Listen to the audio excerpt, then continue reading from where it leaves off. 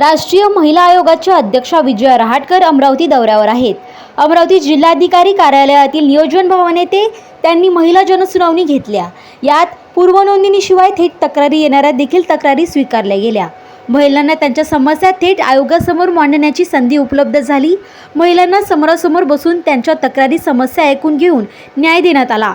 एकूण 81 तक्रारीपैकी 26 तक्रारींचं आजच निराकरण करण्यात आलं। यामध्ये कौटुंबिक, पती-पत्नी वाद, संपत्ती या वादांच्या तक्रारी होत्या।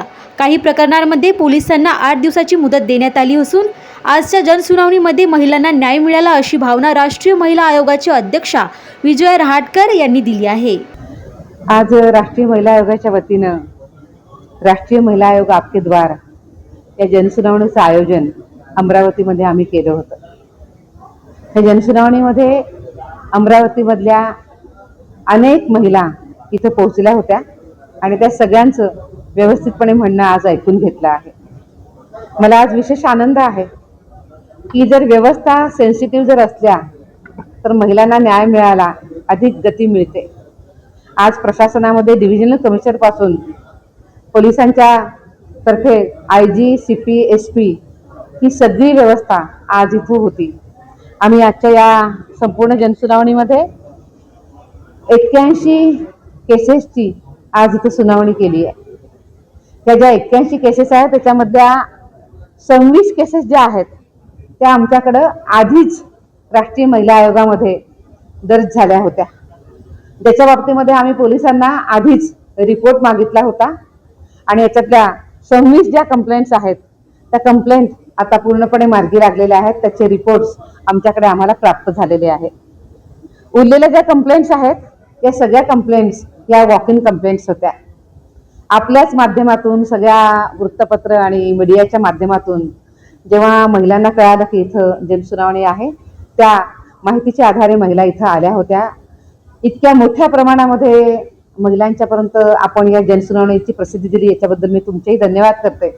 आणि या सगळ्या वॉक इन कंप्लेंट्स आम्ही इथं आज ऐकलेल्या आहेत। याच्यातल्या मॅक्झिमम कंप्लेंट्स ह्या पारिवारिक कंप्लेंट्स होत्या। अनेक कंप्लेंट्स ज्या होत्या ह्या सगळ्या पती पत्नीचे किंवा कुटुंबाचे वाद, मुलांची कस्टडी, प्रॉपर्टी मॅटर्स अशा या सगळ्या कंप्लेंट होत्या। काही सिरियस पण कंप्लेंट होत्या। याच्यातल्या काही कंप्लेंट्स या कॉस्टच्या पण होत्या। सेक्शुअल हॅरासमेंट ॲट वर्कप्लेसच्या पण कंप्लेंट होत्या। आज त्याची सुनावणी पूर्ण झाली आहे आणि आता एक्झॅक्ट नंबर नाही मला सांगता येणार पण अनेक प्रकरणांच्या मध्ये तडजोडी पण झाल्या आहेत आणि आनंदानं त्यांनी एकमेकांच्या सोबत राहायचं मान्य केलेलं आहे। याच्याशिवाय ज्या केसेस पेंडिंग होत्या, पोलीस कारवाई करता वाट बघत होते, अशाही केसेस आज पोलिसांकडे आम्ही पाठवलेल्या आहेत आणि येणाऱ्या अलग अलग वेगवेगळ्या प्रकारे काही ठिकाणी 3 दिवसामध्ये, काही ठिकाणी आजच FIR आता दाखल करायला सांगितलं आणि एका प्रकरणात मी पोलिसांना सांगितलं आहे की आज मी जाण्यापूर्वी त्या प्रकरणामधला FIR दाखल झाला पाहिजे। काही केसेसमध्ये आम्ही पोलिसांना 8 दिवसाची वेळ दिलेली आहे की त्यांनी FIR दाखल करून पुढची कारवाई केली पाहिजे। मला असं वाटतं की आजच्या या जनसुनावणीमुळे महिलांना नक्कीच न्याय मिळेल, पण त्याशिवाय सुद्धा ज्या व्यवस्था आहेत, जे संविधानाने दिलेल्या आहेत, या व्यवस्थांवरचा विश्वास बळकट व्हायला मोठी मदत मिळेल। आजच्या जनसुनावणीकरता आपल्या डिव्हिजनल कमिशनर नैना गोंडे मॅडम, त्याचप्रमाणे आपले स्पेशल IGP महेश पाटील आणि शहराचे कमिशनर, पोलीस कमिशनर राकेशजी आणि त्यांचे